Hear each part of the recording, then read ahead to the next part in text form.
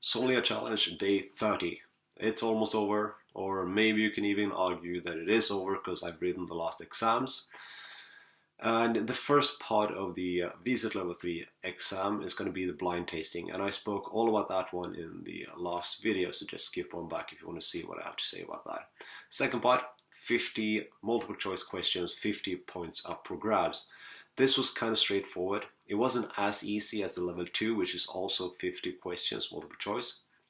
In the level 2, you could reason your way into the right answer. You could have a question like, which grape has aromas of raspberry and strawberry? And the options were Chardonnay, Semillon, Cabernet Sauvignon, and Pinot Noir.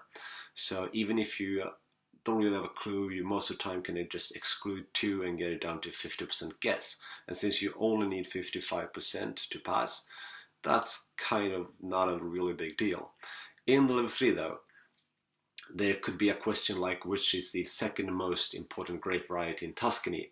And you will have 4 grape varieties that are very important in Tuscany. And oftentimes you just know the most important one, and below that is not really, nobody cares. So that's kind of tricky, but again, 50% should be enough. I don't think most people would fail here.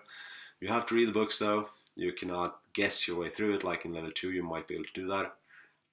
But the most tricky, easily, is the last part, 100 points up for grabs. 4 categories of questions, 25 points per category. A short written answer, like essay type of setup. You really need to dig deep on this one. They're not going to make it easy for you. They're not going to give you, like, explain the fermentation process. I got a question about a grape variety in Argentina, and I was supposed to know more or less everything about it, like what clones there were and how it was grown in different climates and in the valley contrast to the mountaintops. And I was not prepared for that one, I'll tell you that much. I might have failed the third part. The tasting I know that I have, and the multiple choice I know that I have. But third one, it's very hard to prepare for this, and I cannot really tell you how to prepare, because you have to read all the 3 books that are sent to you. You have to use the online platform to watch all these hours and hours of videos, and you have to pay attention in class. So I can't really tell you how to prepare, but I can tell you what to expect out of the test.